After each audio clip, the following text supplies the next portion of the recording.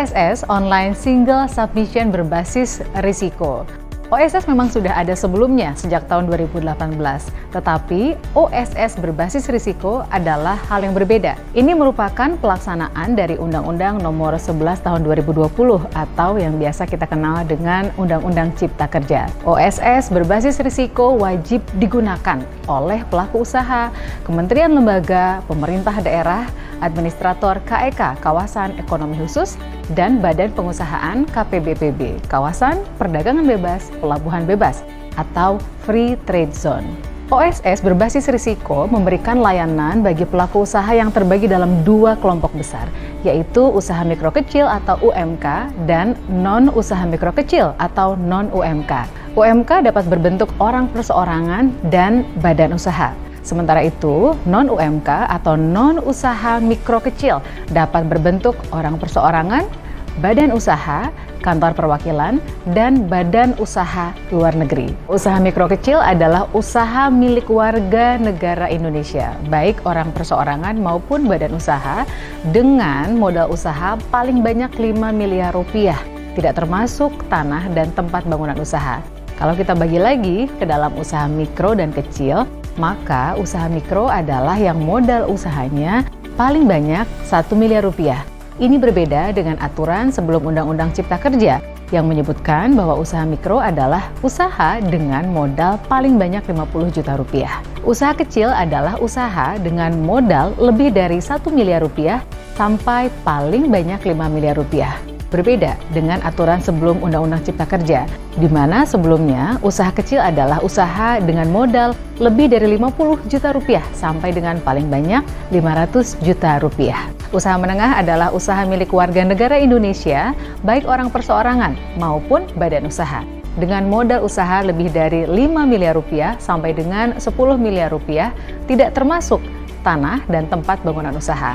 Usaha besar adalah usaha berbentuk penanaman modal asing atau PMA maupun PMDN dengan modal usaha lebih dari 10 miliar rupiah, tidak termasuk tanah dan tempat bangunan usaha.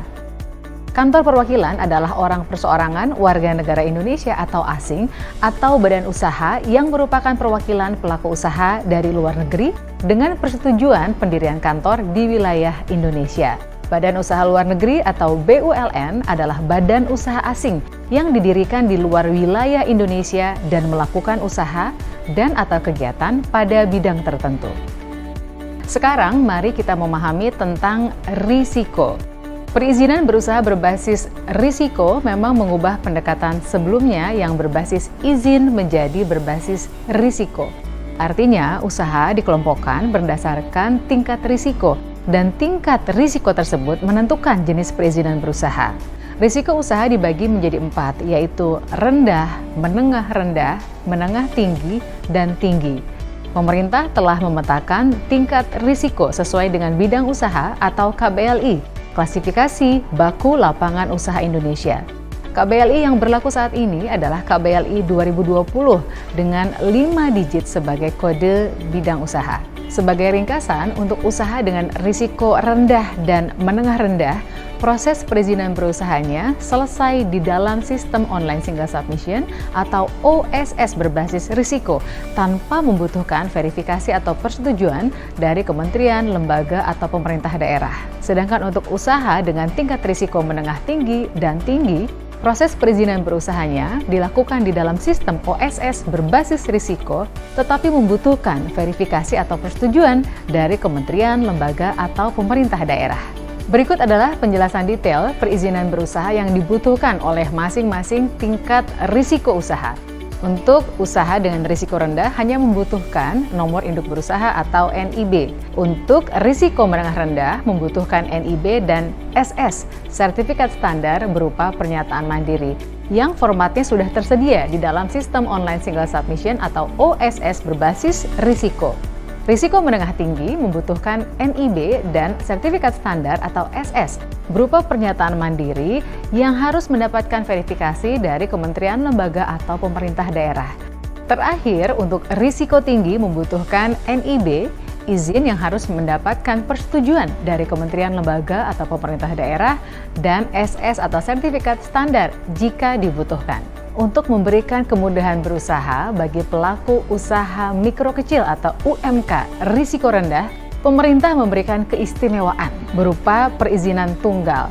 Maknanya, NIB, nomor induk berusaha, berlaku sebagai legalitas, SNI, Standar Nasional Indonesia, dan SJPH, sertifikasi jaminan produk halal, bagi pelaku usaha yang produk atau jasanya wajib SNI dan wajib halal.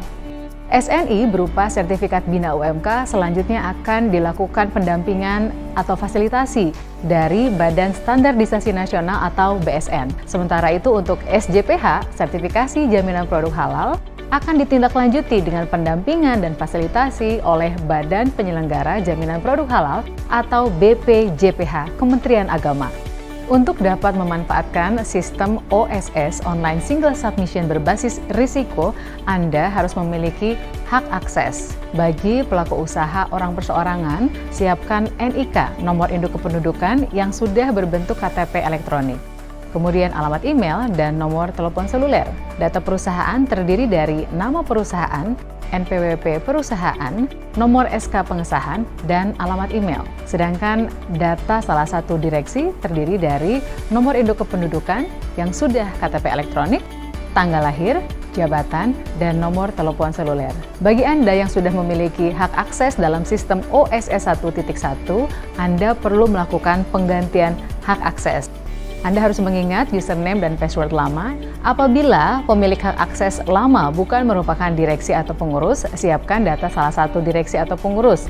Terdiri dari nomor induk kependudukan, harus sudah ber-KTP elektronik, tanggal lahir, jabatan, dan nomor telepon seluler. Untuk melakukan proses perizinan berusaha, Anda perlu menyiapkan data pelaku usaha atau data badan usaha dan data usaha. Jika Anda adalah pelaku usaha orang perseorangan, siapkan data pelaku usaha yang terdiri dari NPWP pribadi jika sudah memiliki, BPJS Ketenagakerjaan jika sudah memiliki, dan BPJS Kesehatan jika sudah memiliki.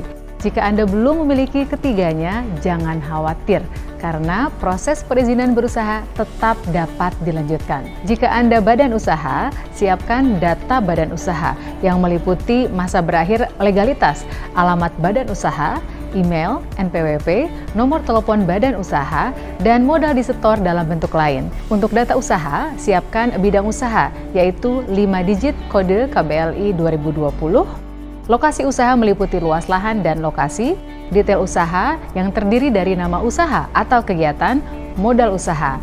Jika Anda memasukkan data ini di dalam sistem OSS, maka sistem akan memberitahu secara otomatis skala usaha dan tingkat risiko usaha Anda. Siapkan juga data jumlah tenaga kerja Indonesia atau TKI dan jenis serta kapasitas produk atau jasa per tahun.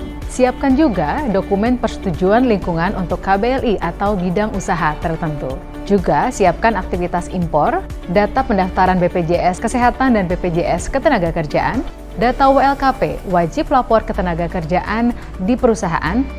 Bagi pelaku usaha yang sudah memiliki NIB, nomor induk berusaha, dan izin efektif dalam sistem OSS 1.1, maka izin Anda tetap berlaku dan tidak perlu melakukan proses permohonan ulang dalam sistem OSS berbasis risiko.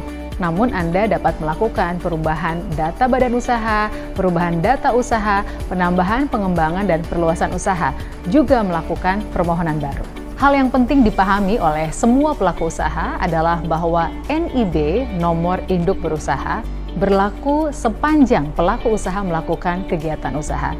Artinya, NIB tidak perlu diperpanjang. OSS, satu pintu kemudahan berusaha.